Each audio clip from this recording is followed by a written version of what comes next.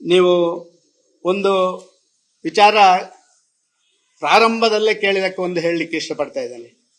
ದುಃಖವಾಗಿದೆಯೇ, ಬೇಸರ ಆಗಿದೆಯೇ, ಅಥವಾ ನೋವಾಗಿದೆಯೇ? ಹೌದು ಅಂತ ಹೇಳಿದ್ದೇನೆ ನಾನು. ನನಗೆ ಹಿರಿಯರು ಹೇಳಿದಂತ ಒಂದು ಮಾತು ಚೆನ್ನಾಗಿ ಜ್ಞಾಪಕಕ್ಕೆ ಬರ್ತಾ ಇದೆ. ಸಹಿಸಿಕೊಳ್ಳುವವರಿಗೆ ತಾಳ್ಮೆ ಇದ್ರೆ ದುಃಖ ಕೊಟ್ಟವರು ನೀಡಿದವರು ಇದ್ದು ಸತ್ತಂತೆ ಅಂತ ಹಿರಿಯರು ಹೇಳಿದ ಮಾತಿದು. ಸಹಿಸಿಕೊಳ್ಳುವವನಿಗೆ ತಾಳ್ಮೆ ಇದ್ರೆ ದುಃಖ ನೀಡುವವರು ಇದ್ದು ಸತ್ತಂತೆ ಅಂತ. ಆ ಬಗ್ಗೆ ವಿಶ್ಲೇಷಣೆಗಳನ್ನು ಮತ್ತೆ ಮಾಡ್ತೇನೆ.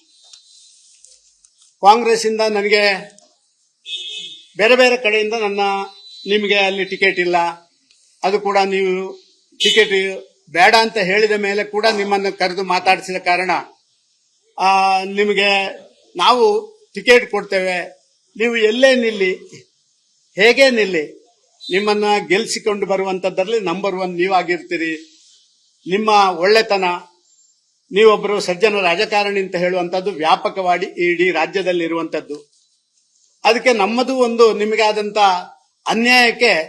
ಅನ್ಯಾಯದ ಪರವಾಗಿ ನಿಲ್ಲುವಂತ ಕೆಲಸ ನಾವು ಮಾಡ್ತೇವೆ, ದಯವಿಟ್ಟು ಬನ್ನಿ ಅಂತ ಹೇಳಿದ್ರು. ಆದ್ರೆ ನಾನೊಂದು ನಿಶ್ಚಯ ಮಾಡಿದ್ದೇನೆ. ನಾನು ಬೇರೆ ಬೇರೆ ಕಡೆಗಳಲ್ಲಿ ಮಾಧ್ಯಮದ ಮುಂದೆ ಹೇಳಿದ್ದೇನೆ. ಮೊನ್ನೆ ಮೇಲೆ ಮಾಧ್ಯಮದಲ್ಲಿ ಭಾರಿ ದೊಡ್ಡ ರೀತಿಯಲ್ಲಿ ಟ್ರೋಲ್ ಆಗ್ತದೆ. ನನಗೆ ಪಕ್ಷ ಎಲ್ಲವನ್ನ ಕೊಟ್ಟಿದೆ, ನಾನಿನ್ನೇನು ಪಕ್ಷಕ್ಕೆ ಕೊಡಬೇಕು, ಅದು ಮಾತ್ರ ಉಳಿದಿದೆ ಅಂತ ಹೇಳುವಂತದ್ದನ್ನ ನನ್ನ ಪರವಾಗಿರುವವರು ಹಾಕಿದ್ದಾರೆ, ನಮ್ಮ ವಿರೋಧಿಗಳು ಹಾಕಿ ಭಾರಿ ದೊಡ್ಡ ಟೀಕೆ ಟಿಪ್ಪಣಿಗಳನ್ನ ಮಾಡಿದ್ದಾರೆ. ಒಂದೆರಡು ಮಾಧ್ಯಮದಲ್ಲಿ ಕೂಡ ಅದನ್ನ ಹಾಕಿ ಟೀಕೆ ಟಿಪ್ಪಣಿಗಳನ್ನ. ನಾನು ಮಾಧ್ಯಮದವರಿಗೆ ಒಂದು ಹೇಳಲಿಕ್ಕೆ ಇಷ್ಟಪಡ್ತಾ ಇದ್ದೇನೆ. ಈ ಮಾಧ್ಯಮದಲ್ಲಿ ಬರುವಂತ ವಿಶ್ಲೇಷಣೆಗಳಿಂದ ನಾನೇನು ಉಬ್ಬಿಯೂ ಹೋಗುವುದಿಲ್ಲ, ಕುಗ್ಗಿಯೂ ಹೋಗಲ್ಲ. ಹಲವಾರು ಮಾಧ್ಯಮದಲ್ಲಿ ವಿಶ್ಲೇಷಣೆ ಮಾಡುವಂತ ತಜ್ಞರು ಹೇಳಿದಂತದನ್ನು ನಾನು ಕೇಳಿದ್ದೇನೆ. ಸದಾನಂದ ಗೌಡರು ಕೊಟ್ಟ ಕುದುರೆಯನ್ನು ಏರ್ಲಿಕ್ಕೂ ಆಗದವರು ಅಂತ ಹೇಳುವಂತ ಮಾತನ್ನು ಹೇಳಿರುವಂತದ್ದು, ಅವರ ಇಲಾಖೆಗಳನ್ನ ಸರಿಯಾಗಿ ಅವರು ನಿಭಾಯಿಸಲಿಲ್ಲ ಅಂತ ಹೇಳುವಂತದ್ದನ್ನು ಕೂಡ ಹೇಳಿರುವಂತದ್ದು ನಾನು ಕಂಡಿದ್ದೇನೆ. ನಾನು ಅವರಿಗೆ ಒಂದು ಪ್ರಶ್ನೆ ಮಾಡಲಿಕ್ಕೆ ಇಷ್ಟಪಡ್ತಾ ಇದ್ದೇನೆ.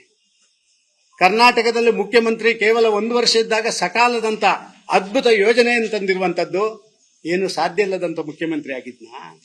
ಆ ವಿಶ್ಲೇಷಕರಿಗೆ ನಾನು ಹೇಳಲಿಕ್ಕೆ ಇಷ್ಟಪಡ್ತಾ ಇದ್ದೇನೆ, ರಾಜ್ಯದ ಜನರಿಗೆ ಹೇಳಲಿಕ್ಕೆ ಇಷ್ಟಪಡ್ತಾ ಇದ್ದೇನೆ.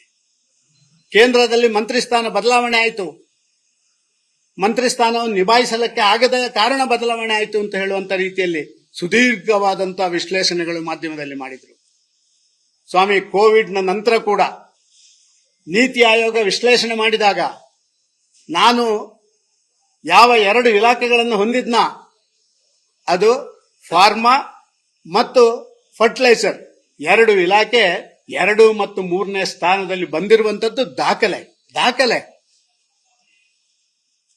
ರೈಲ್ವೆ ಮಂತ್ರಿ ಆಗಿದ್ದಾಗ ಬೆಂಗಳೂರಿಗೆ ಸಬರ್ಬನ್ ರೈಲ್ವೆ ಕೊಟ್ಟು ಬೆಂಗಳೂರಿನ ಮಾಧ್ಯಮದವರಿಗೆ ಇದು ಗೊತ್ತೇ ಇಲ್ಲ ಅಂತ ಹೇಳಿದ್ರೆ ನಾನು ಏನು ಹೇಳಬೇಕು ಅಂತ ಗೊತ್ತಿಲ್ಲ. ಬಜೆಟ್ ಅಲ್ಲಿ ಕೊಟ್ಟಿರುವ ಸಂಗತಿ, ಮೆಟ್ರೋ ಟ್ರೈನ್ಗೆ ನಾವು ಕೊಟ್ಟಿರುವಂತಹ ಸಂಗತಿಗಳನ್ನು ನೀವು ಕಂಡಿದ್ದೀರಿ. ನಾನು ಮುಖ್ಯಮಂತ್ರಿ ಆಗಿದ್ದಾಗ ಅದನ್ನು ವೇಗ ಕೊಡಬೇಕು ಅಂತ ಉದ್ಘಾಟನೆ ಮಾಡಿ 75 ಕಿಲೋಮೀಟರ್ ಅಡಿಷನಲ್ ಮೆಟ್ರೋಗೆ ಕೇಂದ್ರದಿಂದ ಒಪ್ಪಿಗೆ ಕೊಟ್ಟದನ್ನು ಪಡ್ಕೊಂಡದನ್ನು ನೀವು ಕಂಡಿದ್ದೀರಿ. ಕರ್ನಾಟಕ ರಾಜ್ಯದ ಮಂತ್ರಿ ಮಂಡಲದವರು ಇಂಡೆಂಟ್ ಮಾಡಿದಕ್ಕಿಂತ ಜಾಸ್ತಿ ರೆಮಿಡಿಸಿವಿರ್ ಕೊಟ್ಟಿರುವಂತಹ ಆ ಇಲಾಖೆ ನಾನು ನಿರ್ವಹಣೆ ಮಾಡಿ ಕರ್ನಾಟಕ ಕೊಟ್ಟಿರುವಂತದ್ದು. ಈ ರಾಜ್ಯದ ಇರಿಗೇಷನ್ ಮಿನಿಸ್ಟರ್ ಆಗಿದ್ರಲ್ಲ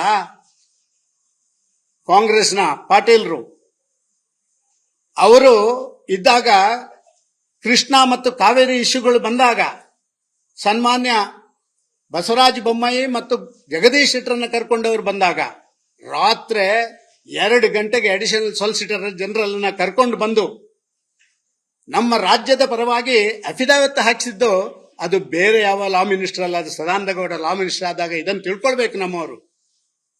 ಮಾಧ್ಯಮದ ಮಿತ್ರರಿಗೂ ನಾನು ಖಾರವಾಗಿ ಹೇಳಲಿಕ್ಕೆ ಇಚ್ಛಪಡ್ತಾ ಇದ್ದೇನೆ, ವಿಶ್ಲೇಷಣೆ ಮಾಡುವಾಗ ಕೇವಲ ಬ್ರೇಕಿಂಗ್ ನ್ಯೂಸ್ಗಳು ಮತ್ತು ಅಪ್ರಬುದ್ಧ ವಿಶ್ಲೇಷಣೆಗಳು ಮಾತ್ರ ಎಲ್ಲದಕ್ಕೂ ಒಂದು ಉತ್ತರ ಅಂತ ತಿಳ್ಕೊಳ್ಳುವಂತದ್ದನ್ನ ಯಾರು ಮಾಡಿದಾರೋ ಅವರಿಗೆ ಮಾತ್ರ ಹೇಳ್ತೇನೆ, ಬೇರೆಯವರಿಗೆ ನಾನು ಹೇಳಲಿಕ್ಕೆ ಇಚ್ಛೆ ಪಡೋದಿಲ್ಲ.